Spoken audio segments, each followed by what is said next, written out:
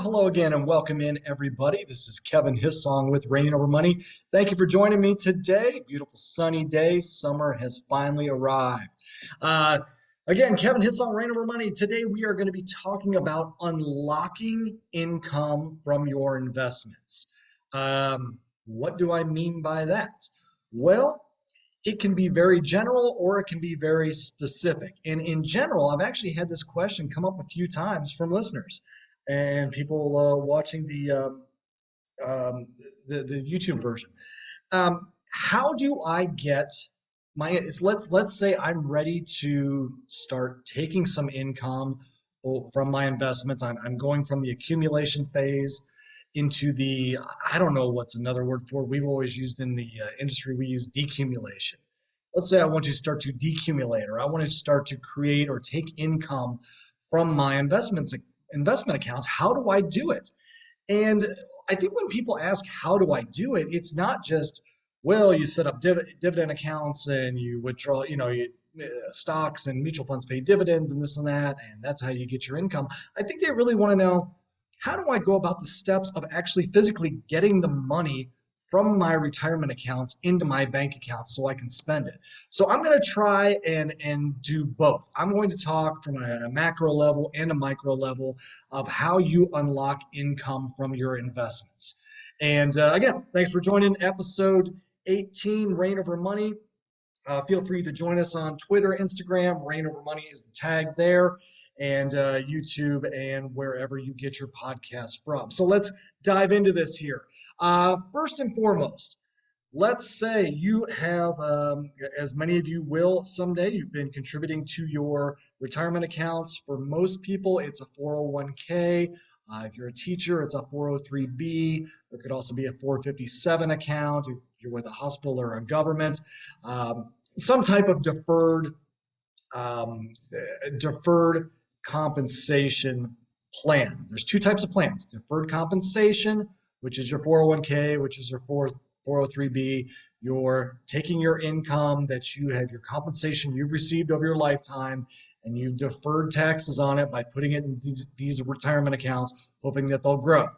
The other side to deferred compensation accounts is defined benefit plans. Defined benefit plans, a little more rare nowadays. That's essentially your pension. Think of it. I mean, the term is there, defined benefit. The company is defining what type of benefit you are going to get should you stay at the company 10 years, 20 years, whatever it may be. Same with the military, same with the government, and so on and so forth. So you've got the two type plans. So I'm really going to focus on the defined contribution plans, the 401ks and 403bs and so on and so forth. So let's say you are separated from service, you are retired, you are ready to start taking income. You've saved upwards of, just to make some round numbers so we can use them here, let's say you have saved up $1 million and now you are retired and ready to take that income. For most retirement accounts, you cannot access the accounts until you're 59 and a half. There are some, I don't want to say loopholes, but there are some instances where you can get around that. But for the majority of people, what we're concerned with here, obviously, is the masses. We can get specifics in another episode. But 59 and a half is when you can start taking income. So as long as you're over 59 and a half, you're retired, you're ready to start taking income.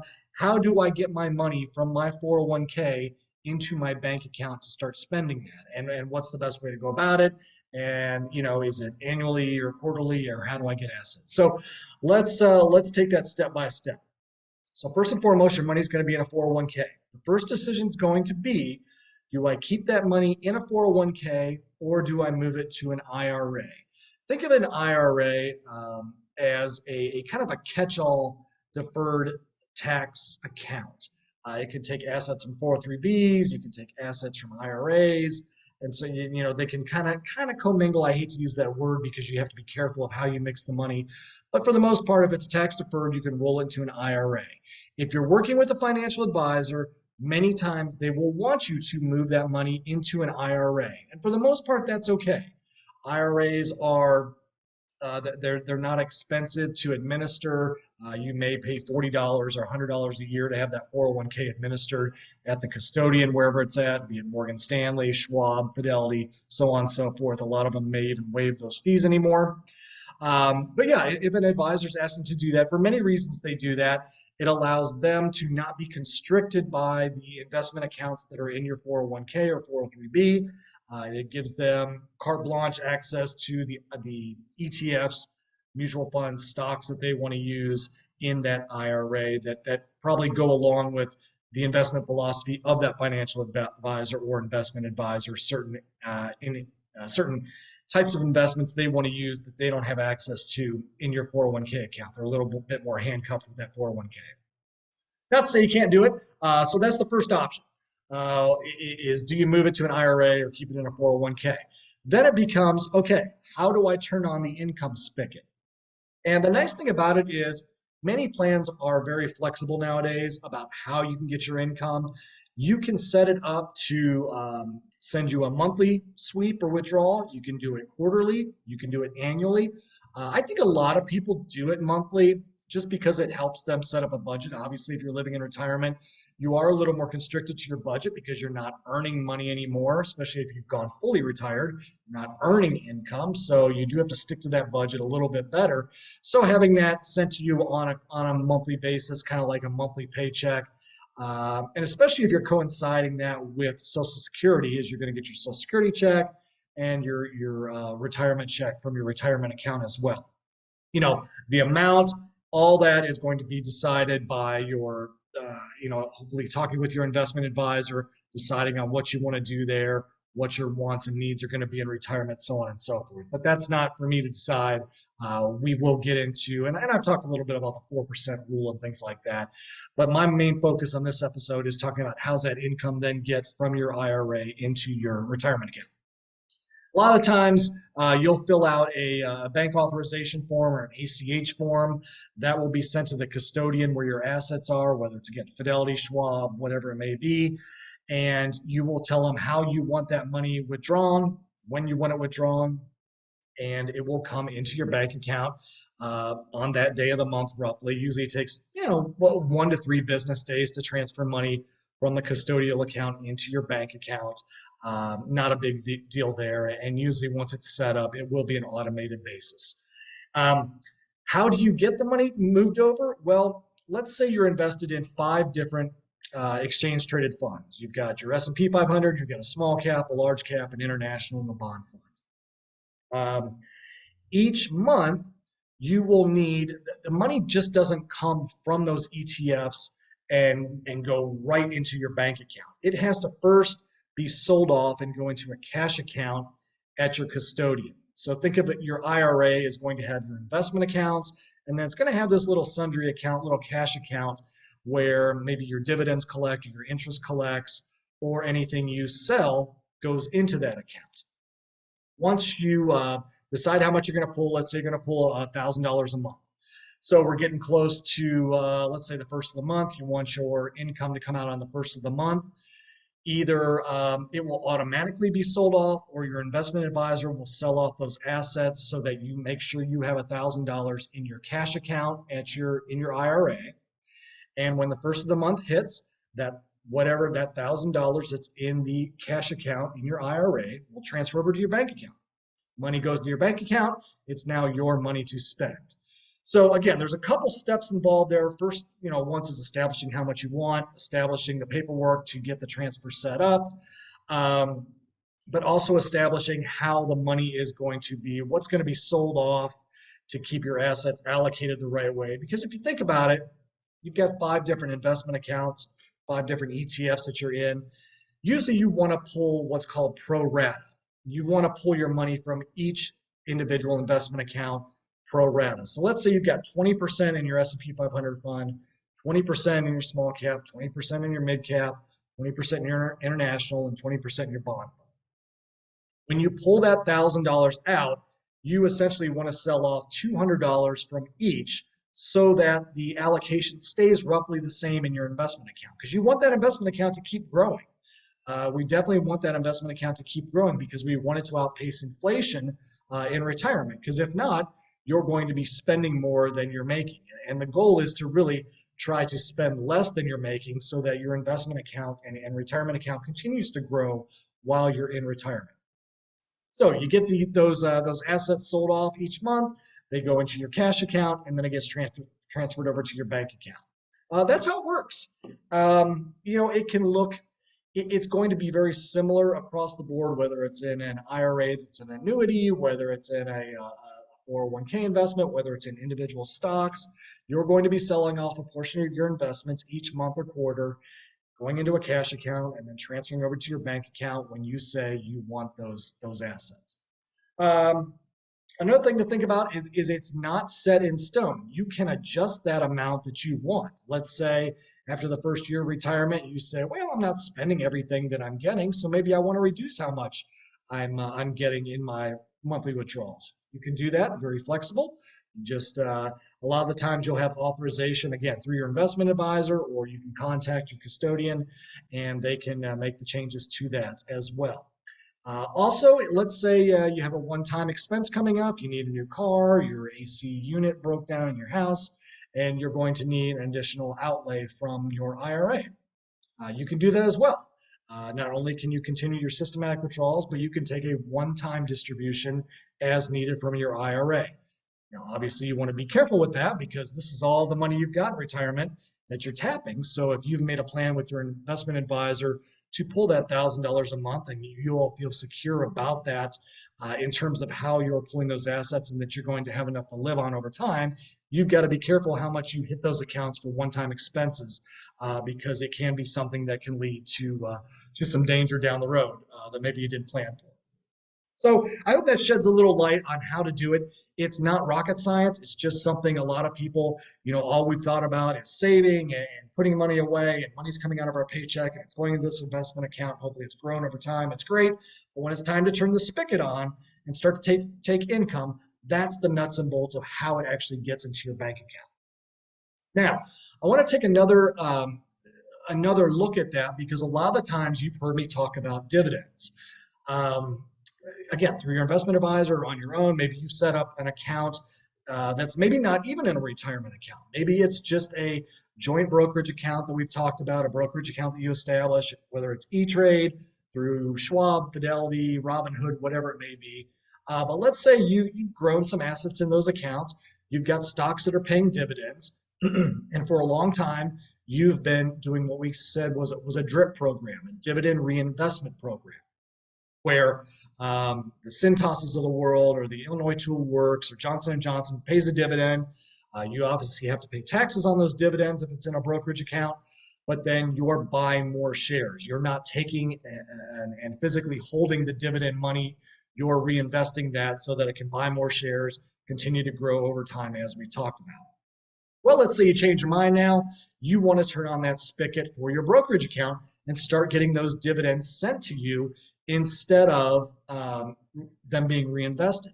That's very easy to do as well. Again, contacting your custodian. A lot of times you can do it online or working with your investment advisor.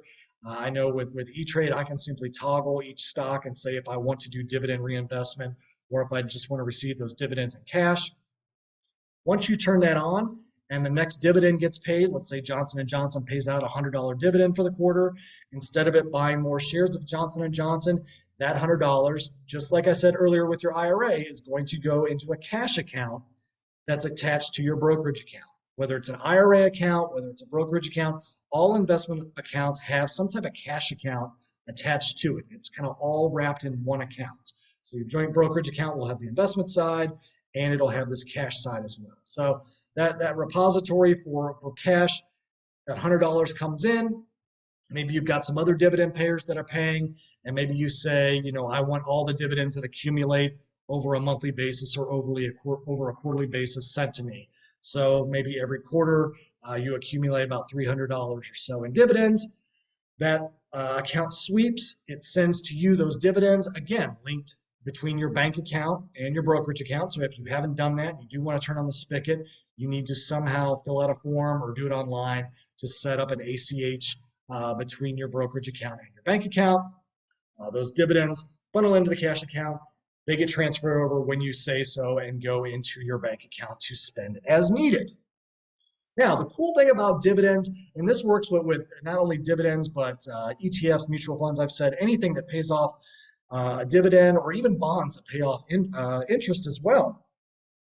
one thing that's pretty cool that I worked with, and I have clients that were very receptive to this um, when I was on the retail side working with individual clients, is there's something called, and it's a term that's used a lot now, but it's mailbox money. But what's cool is you can set it up. The nice thing is stocks, ETFs, any type of investment pays their interest or dividends on a set schedule. So some investments pay their dividends or interest monthly, some pay quarterly. Well, not all stocks pay on the same quarter. So depending on those different stocks and investments you buy, you can actually have dividends being paid to you every month. It just depends on the ones you choose. And when you go in to buy a stock, you can see, oh, this pays on January, April, August, and October. I may have botched that, but it pays every 3 months. And then you can get another one that pays every February and every May, and so on and so forth. So you can actually set it up so you have some type of cash flow just from dividends coming in on a monthly basis via an ACH from your brokerage account to your bank account. The nice thing about that is these dividends are coming in, don't take away from your actual stock or ETF holdings. Your holdings stay just as they are, your shares stay the same. You're just getting the distributions of the dividends being paid off. So your investments continue to grow, but now you're creating and generating income that's not reinvesting and buying you more shares, but is coming to your bank account. It's a great way to dip your toe into it. If you're thinking about starting to turn on the spigot, a nice way to try it out is if you do have a brokerage account or some type of individual stock account, you can turn it on and set it up and see what it's like to actually get those dividends sent to you instead of reinvested. It's nice to see it, especially if you start out with like a Verizon or an AT&T dividend. Maybe you get enough coming in that it's paying your monthly cell phone bill or whatever. Very cool to set it up that way to do something like that. So just a couple ideas I wanted to get at a high level and on detailed that just so you understand when it's time to turn on income in retirement, what it's going to look like, different ways to do it. We're going to get into some other specific ideas further down the road, probably in season 2, because again, we're still going through the ROM diagram here. This is going to take care of another triangle. We've got a few more episodes left to complete the ROM diagram, and then we'll really get down and dirty into season 2 as well. So that's going to wrap me up for episode 18. Again, Kevin Hissong, Reign Over Money. Thanks for joining. Also, if you do view this on YouTube, or if you ever check out the YouTube account, I am going to do something special. I'm going to walk you through, it's just going to be a quick hitter, but I want to walk through something that I don't think a lot of people understand in using Southwest and how you can take advantage of their the way they've set up their ticketing system and how you can always look for the lowest price and rebook tickets to save on cost, even on flights you booked. I know a lot of people have booked flights for the summer and whatnot. I'm going to show you a couple ideas to the YouTube channel, Reign Over Money on YouTube, of how to walk through the website and set it up so you can look and see if you could potentially save money based on when you bought the latest fare and or when you bought the fare for the first time, and see if maybe you can save on cost, rebook that fare now and save some dollars. We've done it multiple times. It's saved us thousands of dollars over the years, and I will show you how to do that on the YouTube channel on a little short that's coming up here in the next day or so. But again, episode 18 complete. Thanks for joining us. Kevin Hissong. Give us a like, give us a follow, visit us on Twitter, Instagram, shoot me a note, say hello, visit the website, reignovermoney.com. Take care. Have a great day. Enjoy summer, and we will talk to you soon. See you.